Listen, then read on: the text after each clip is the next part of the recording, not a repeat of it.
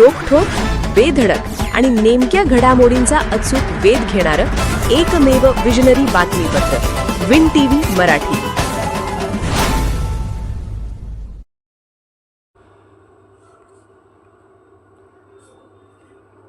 MBTB व task कॉम्प्युसियस टेक्नॉलॉजीचा पुढाकार, शालेय विद्यार्थ्यांसाठी रोबोटिक्स व AI आधारित अत्याधुनिक शिक्षण प्रणाली. महाराष्ट्र व्यवसाय प्रशिक्षण मंडळ, MBTB आणि कॉम्प्युसियस टेक्नॉलॉजी या संस्थांच्या संयुक्त विद्यमाने राज्यातील सरकारी, निमसरकारी, खाजगी शाळा, हायस्कूल, अकॅडमी तसेच विविध शैक्षणिक संस्थांमध्ये रोबोटिक्स आणि आर्टिफिशियल इंटेलिजन्स AI आधारित अत्याधुनिक शिक्षण प्रणाली राबवण्यात येणार आहे. विद्यार्थ्यांमध्ये आधुनिक तांत्रिक कौशल्य विकसित करून त्यांना भविष्यातील स्पर्धात्मक जगासाठी सक्षम बनवण्याच्या उद्देशाने हा उपक्रम सुरू करण्यात आला आहे, अशी माहिती संस्थेचे अध्यक्ष विजयसिंह भोसले आणि इंटरनॅशनल तंत्रज्ञ प्रसाद तासगावकर यांनी दिली. याबाबत अधिक माहिती देताना त्यांनी सांगितले की शासनाच्या नवीन शैक्षणिक धोरणानुसार विद्यार्थ्यांमध्ये वैज्ञानिक दृष्टिकोन, नवतांत्रिक कौशल्य आणि आत्मनिर्भरतेची भावना विकसित करण्यासाठी हा विशेष अभ्यासक्रम तयार करण्यात आला आहे. या अभ्यासक्रमात robotics, artificial intelligence, inspire award संकल्पना तसेच राष्ट्रीय शैक्षणिक धोरण यांचा समावेश करण्यात आला आहे. प्रशिक्षित तज्ज्ञांच्या मार्गदर्शनाखाली आधुनिक रोबोटिक्स उपकरणे आणि शैक्षणिक साधनांच्या सहाय्याने विद्यार्थ्यांना प्रत्यक्ष प्रशिक्षण दिले जाणार असून त्यांच्या बौद्धिक, सृजनशील आणि तांत्रिक क्षमतांचा सर्वांगीण विकास करण्यावर भर दिला जाणार आहे. विकसित भारताच्या संकल्पनेला बळकटी देणारे सक्षम, स्वावलंबी आणि आत्मनिर्भर विद्यार्थी घडवण्यासाठी हा अभ्यासक्रम महत्त्वपूर्ण ठरणार असल्याचेही त्यांनी नमूद केले. यावेळी आयोजित कार्यशाळेला विषय तज्ज्ञ नसीर कुरणे, समाधान पाटील, गीता वैष्णव, प्रशांत केतुरकर, कोमल तडाके, नीलम कांबळे, वसीम अत्तार, वैशाली आवळे, श्रुती लाले यांच्यासह महाराष्ट्रातील विविध भागातून आलेले प्रशिक्षक, समन्वयक आणि शैक्षणिक संस्थांचे प्रतिनिधी उपस्थित होते. विन टीव्ही मराठीसाठी वारणा नगरहून बाबासाहेब कावळे. नमस्कार. आपण महाराष्ट्र व्यवसाय प्रशिक्षण मंडळामध्ये आलेलो आहोत. या मंडळानं अशी एक नवी कन्सेप्ट या शैक्षणिक प्रणालीमध्ये आणलेली आहे, जेणेकरून उद्याच्या काळात एक ॲडव्हान्स्ड नॉलेज असलेला विद्यार्थी उद्याच्या काळात निर्माण होणार आहे. तर ही नवी कन्सेप्ट नेमकी काय असणार आहे, या संदर्भातच या कन्सेप्टचे तज्ज्ञ आदरणीय तासगावकर सर या ठिकाणी उपस्थित आहेत. त्यांच्याशीच आपण चर्चा करूयात. नमस्कार.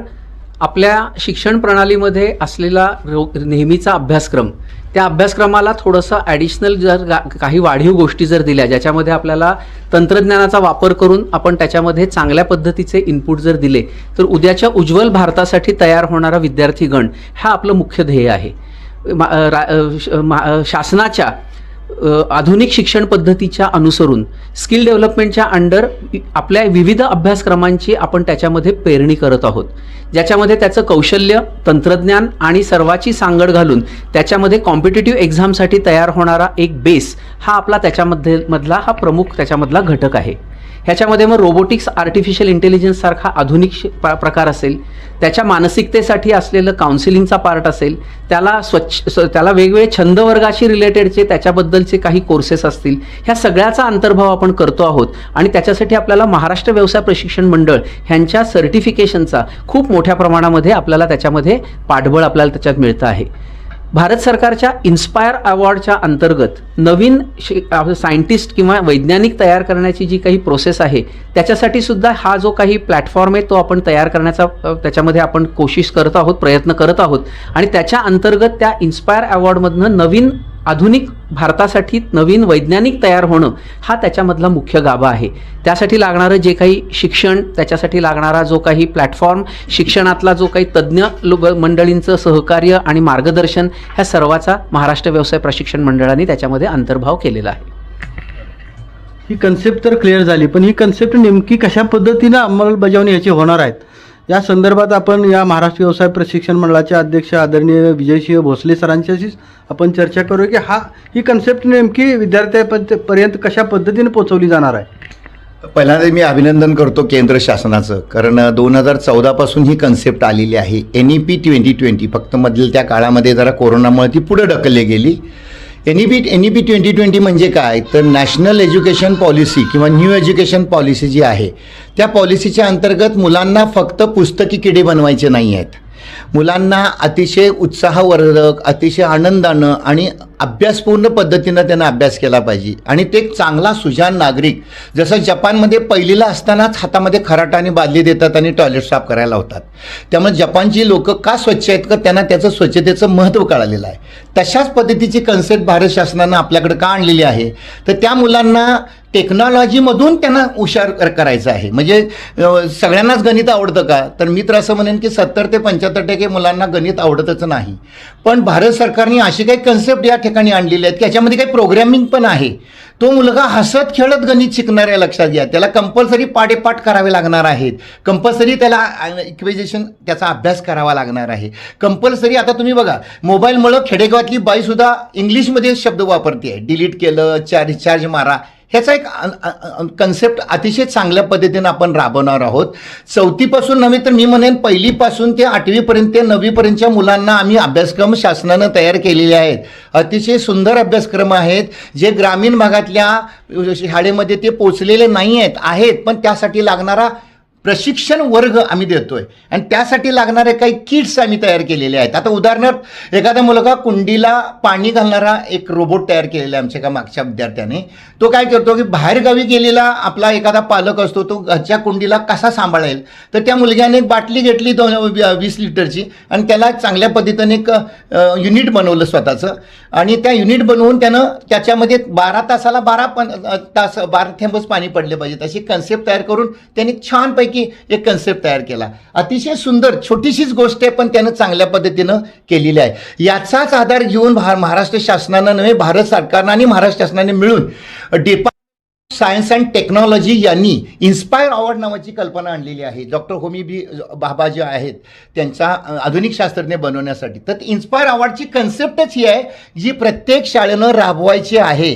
त्याच्यामध्ये जिनियस, प्रत्येक मुलगा हा जिनियस आहे. आपल्याकडे एक पद्धत काय की अभ्यासात मुलगा हुशार म्हणजे तो मुलगा हुशार नाही. तुम्ही आज बघितलं असेल, वर्ल्ड क्रिकेट बघितलं असेल, वर्ल्ड फिफा बघितलं असेल, प्रत्येकांची टेक्नॉलॉजी, प्रत्येकांचं स्किल वेगळं वेगळं असतं, लक्षात घ्या. तेच आत्मसात करण्यासाठी इन्स्पायर अवॉर्डला सुद्धा आम्ही सपोर्ट करणार आहोत. भारत सरकारनं डिपार्टमेंट ऑफ सायन्स टेक्नॉलॉजीनं सांगितलं आहे की तुमच्या शाळेतल्या 5 मुलांची नावं आमच्याकडं किमान पाठवायची, त्याच्यातून आम्ही नॅशनल लेवलला माणूस निवडणार आहे आणि त्याची जर निवड झाली तर निवड झाल्यानंतर त्या मुलग्याच्या खात्यावरती पैसेसुद्धा भारत सरकार पाठवणार आहे. 10,000 रुपये त्याची फी आहे, मी भारत सरकार पाठवत आहे.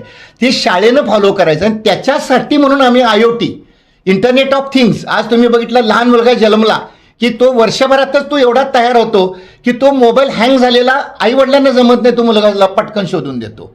किंवा त्या मोबाईलमध्ये जे काय ॲप्स आहेत कसे डाउनलोड करायचे, त्याच्यानंतर फाईल्स कशा घ्यायच्या लहान मुलांना कळतं. फक्त पॉलिश करण्याचं काम केंद्र शासनानं या ठिकाणी केलेलं आहे आणि त्यासाठी आमची टीम महाराष्ट्र व्यवसाय प्रशिक्षण मंडळ, आता जे मागाशी बोलले ते आमचे प्रसाद तासगावकर, जे 27 वर्ष ज्यांनी IT फील्डमध्ये काढलेले आहेत, इन्फॉर्मेशन टेक्नॉलॉजी आणि कम्प्युटर अशासारख्या तज्ज्ञ आहेत. त्याच्याबरोबर आमच्या शेजारी बसलेले इंजिनिअरिंग कॉलेजला अत्यावश्यक असणारी काही मुलांसाठी पण आम्ही अभ्यासक्रम केलेले आहेत, ते पण आम्ही त्यांना त्याच्यात देणार आहे. पण आज जो तुम्ही प्रश्न अतिशय चांगला या विषयाला घेतलेला आहे की लहान प्रत्येकजण उठतो आणि नीट आणि JEEच्या क्लासला जातो, चुकीचं आहे.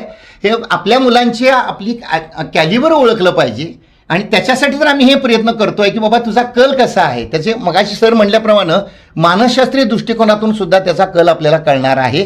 अतिशय चांगल्या पद्धतीनं हा कोर्स आपण राबवणार आहोत. त्यासाठी लागणारं कुठलंही खर्च किंवा कुठलाही ज्याला म्हणतो आपण की शाळेनं टेन्शन घ्यायचं नाही. मुलांना उत्तम पद्धतीनं मटेरियल पुरवणं, उत्तम पद्धतीनं रोबोटसाठी लागणारं साहित्य देणं, त्याच्यासाठी प्रशिक्षित जो प्रशिक्षण देणारा जो टीचर आहे तो सुद्धा आम्ही संस्थाच देणार आहे. त्याची परीक्षा पण आम्हीच घेणार आहे. त्याची सर्टिफिकेशन आणि त्याचं अप्रेझेशन आपण म्हणतो, ज्याचं प्राईज डिस्ट्रीब्युशनच आम्ही करणार आहे आणि मानक आणि इन्स्पायर अवॉर्डसाठी आम्ही तो मुलाची तयारी करणार आहे. त्यामुळे हे प्रत्येक मुलांनी आणि पालकांनी लक्षात घेतलं पाहिजे की IoT, internet of thing, artificial intelligence आणि रोबोटिक्स याच्यावरतीच पुढचं जग चालणार आहे. नव्हे, आपल्या कोल्हापूर जिल्ह्यात सुद्धा बरीचशी शेती ही आज AI वरती चालवली जाते. पाऊस केव्हा पडणार आहे हे हवामान शास्त्रज्ञाच्याकडनं घेऊन नंतर ते पाणी थांबवलं जातं आणि पिकं घेतली जातात. पिकं कुठली घेतली जातात ते पण कळतं आणि हे लहान मुलांनी सिद्ध करून दाखवलेलं आहे. अशा पद्धतीनं आपण हे कोर्स या ठिकाणी राबवणार आहे. विन टीव्ही मराठी न्यूज चॅनलला लाईक करा, शेअर करा आणि सबस्क्राईब करा.